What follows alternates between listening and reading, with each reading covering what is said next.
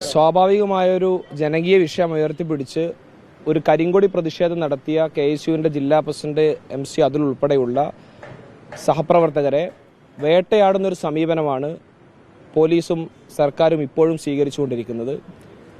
ഈ പ്രതിഷേധത്തിന്റെ പേരിൽ മന്ത്രിയെ ആക്രമിച്ചു എന്നൊരു തിരക്കഥയുണ്ടാക്കി പരമാവധി ദിവസം കെ.എസ്.യു നേതാക്കളെ ജയിലിൽ കിടത്തുക എന്ന ആസൂത്രിതമായ നീക്കത്തിന്റെ ഫലമായിട്ടാണ് ഇപ്പോൾ ഈ ജാമ്യാപേക്ഷ തള്ളുന്നൊരു സാഹചര്യവും കസ്റ്റഡിയിൽ ഉൾപ്പെടെ പ്രതികളെ ആവശ്യപ്പെടുന്ന സാഹചര്യത്തിലേക്കും കാര്യങ്ങൾ നീങ്ങിയത്.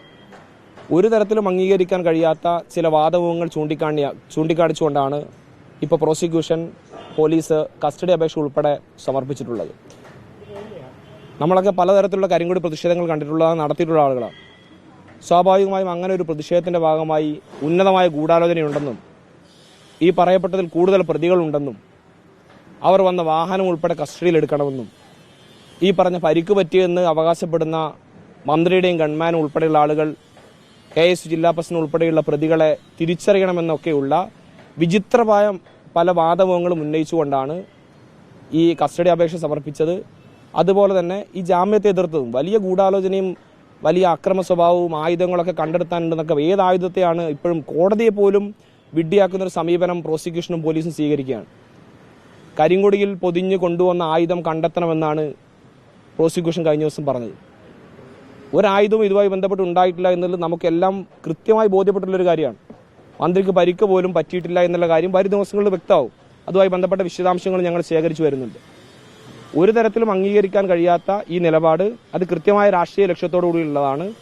വിഷയങ്ങൾ കൃത്യമായ തിരക്കഥയുടെയും ഗൂഢാലോചനയുടെയും അടിസ്ഥാനത്തിലാണ്.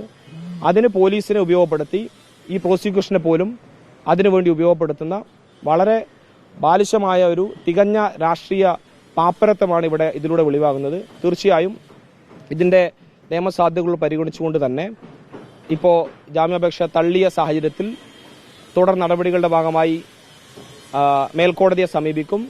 ജാമ്യ ഹർജിയുമായി ഏറ്റവും അടുത്ത ദിവസം ഇപ്പോൾ കസ്റ്റഡി അപേക്ഷയിൽ ആവശ്യപ്പെട്ട തീരുമാനത്തിലേക്ക് ഈ പറഞ്ഞ 5-ാം തീയതി പ്രതികളെ ഹാജരാക്കാൻ വേണ്ടി ആവശ്യപ്പെട്ട സാഹചര്യം കൂടെ പരിഗണിച്ച് ഏറ്റവും അടുത്ത ദിവസം തന്നെ മേൽക്കോടതിയിൽ ജാമ്യ ഹർജി അപ്പീൽ ഹർജി ഫയൽ ചെയ്തുകൊണ്ട് മുന്നോട്ട് പോകാനാണ് തീരുമാനിച്ചിട്ടുള്ളത്. ഏത് വിധേനയും കെ.എസ്.യുവിന്റെ ജില്ലാ പ്രസിഡന്റ് ഉൾപ്പെടെയുള്ള ആളുകളെ പരമാവധി ദിവസം ഈ പറഞ്ഞ വ്യാജ പരാതിയുടെ പുറത്ത് ജയിലിൽ കടത്താമെന്ന വ്യാമോഹം അത് അനുവദിക്കാൻ വേണ്ടി കഴിയില്ല. അതോടൊപ്പം ഒരു കാര്യം കൂടെ സൂചിപ്പിക്കാൻ ആഗ്രഹിക്കുന്നു. കഴിഞ്ഞ ദിവസം സംസ്ഥാന കെ.എസ്.യു കമ്മിറ്റിയുടെ പ്രസിഡന്റ് വ്യക്തമാക്കിയിട്ടുള്ള കാര്യമാണ്. ഈ രീതിയിലാണ് മന്ത്രിയും ബന്ധപ്പെട്ട സംവിധാനങ്ങളും ഈ കേസിലെ സ്വാഭാവിക പ്രതിഷേധത്തിന്റെ ഭാഗമായിട്ടുള്ള കെ.എസ്.യു നേതാക്കളെ കൈകാര്യം ചെയ്യാൻ